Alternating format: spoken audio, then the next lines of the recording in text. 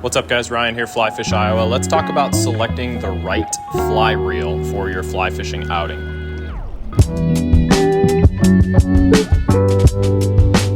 Attaboy.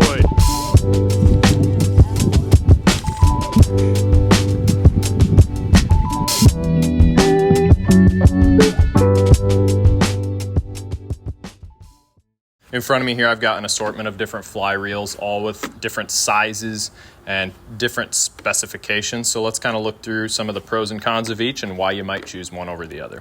The first thing you need to know is that you need to match your fly reel size to your fly rod size. So if you're fishing a 5-weight fly rod, you need to be fishing a reel that's designed to match that 5-weight rod. Sometimes fly reels will be designed to kind of encompass multiple different rod weights. So you might have a fly reel that's advertised as a 4, 5, or 6-weight fly reel.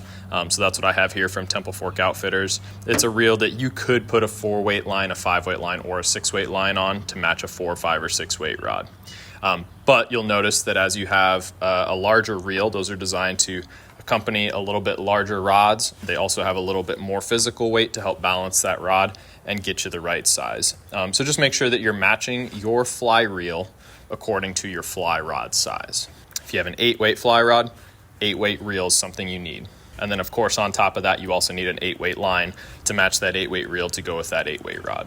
Some other variations that occur in fly reels has to do with their construction. So you'll hear the terms cast versus machined aluminum. A cast reel is typically one that's a little less expensive, a little less durable, but still a great way to get started and get rolling. So we have a cheap Okuma SLV fly reel here that has been around a long time. It is a cast fly reel, meaning it's not quite as solid in construction, and if you do drop it, it is likely to break or bend a lot more than if you were to drop a machined reel. That being said, this reel's been going strong for many years. If you take good care of your reels, there shouldn't be an issue having a cast reel versus a machined one. But if you are somebody who's looking for something a little bit more durable, make sure you look into something that has a machined reel or machined frame. So comparing these two reels specifically, these are both reels from Lamson Waterworks. They're both discontinued. This is the Lamson Liquid. This is the Lamson Remix. They're actually very, very similar. The exception is the frame on this reel right here is machined aluminum versus this is cast aluminum. And so those machined reels are just a little more durable, a little more sturdy. And so if you're somebody who cares about that sort of thing, that would be something I would look into. If you look at these two reels closely, you'll notice that my cast reel is definitely a lot more scuffed up and beat up looking than my machined reel is. And that's just because that machined aluminum can handle a little bit more wear and tear than that cast reel can.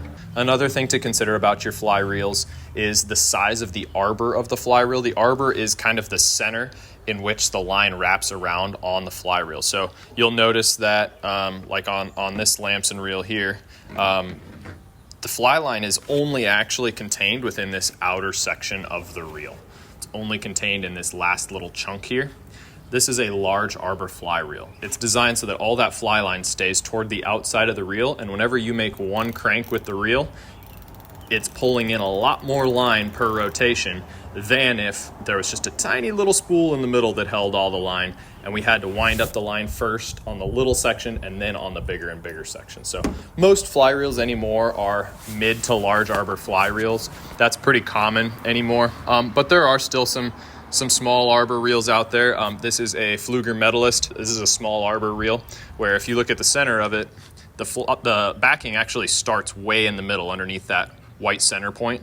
And those first few wraps are really tight little wraps. And in order to crank it in, you have to do lots and lots of turning of the reel handle in order to capture that line and build up that larger rotation when you are filling up your fly reel. So just basically an energy saving mechanism. That's kind of why most companies anymore go to a large arbor reel. You're getting a more efficient retrieve when you're reeling in your line onto your fly reel. You'll notice that even this reel, which is a 3-weight fly reel from Redington, this reel actually has a large arbor despite being a small reel. You can see that fly line is all contained within that outer section. So that's just a simple thing that most companies are going to anymore. Every fly reel has a little different mechanism to release the spool.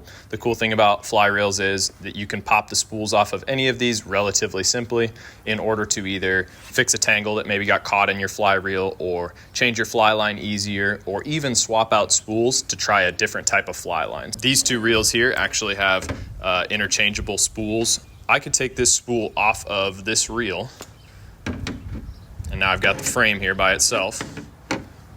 I could take this spool off this one, and I could actually interchange them and put this spool onto this frame. So that's a cool thing about having multiple spools for a setup, is that you could have different types of fly line to get you going on a single frame. So Lamson has some great options for that.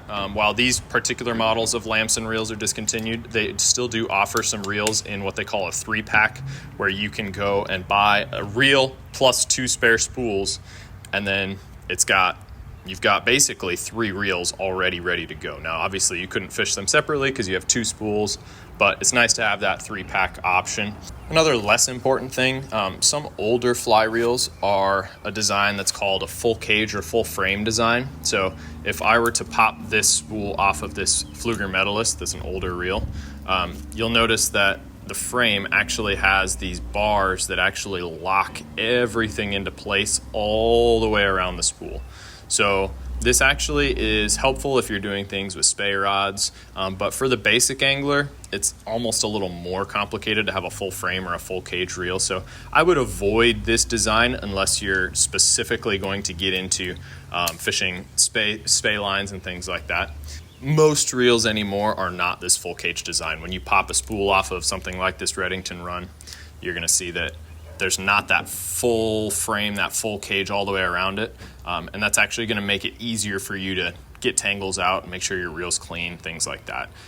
So anyway, I would recommend not getting that full cage design unless you know that's exactly what you're looking for. Drag mechanisms is also something to consider with fly reels, specifically if you're interested in fishing in the ocean. Saltwater is really, really tough on fly reels, and so it's important that if you are going to fish in the ocean, you have some sort of sealed drag mechanism.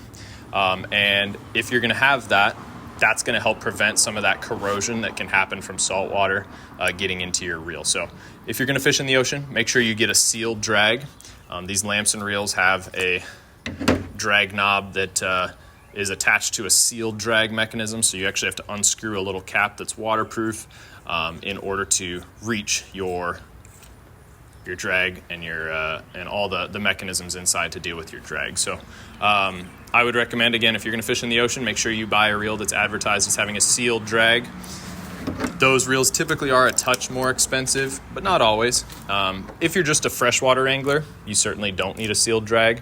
And whenever you pop the spool off of a reel that has a non-sealed drag, you won't have any sort of waterproofing mechanism inside to keep that drag reel from getting water in it, which is not a big deal if you're just fishing the freshwater. But saltwater anglers, make sure you have a sealed drag to help keep your reel clean and working appropriately.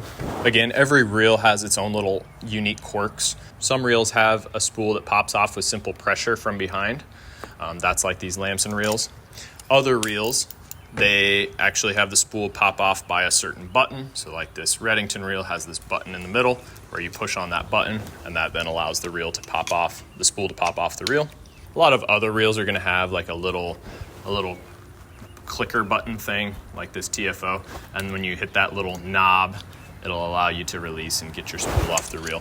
This is helpful to know if you get a tangle inside your reel and your spool and you just have to pop the whole spool off to get things taken care of. So just make sure you have that in mind. Overall, fly reel selection is a lot of personal preference. You get to decide exactly what you want your reel to look like, exactly what features you need, and exactly what you're willing to pay for. You do tend to get what you pay for. If you pay more money for a fly reel, you're going to get a better functioning reel. That being said, if I'm out fishing for bluegill in a local pond, I don't need a fly reel that's going to have a sealed drag that is in tip-top condition. So having a cheaper reel is not a problem if I'm fishing for smaller fish. So things to consider when you're deciding to pick out your first fly reel. Thanks for watching Tight Lines. Hope to see you on the water.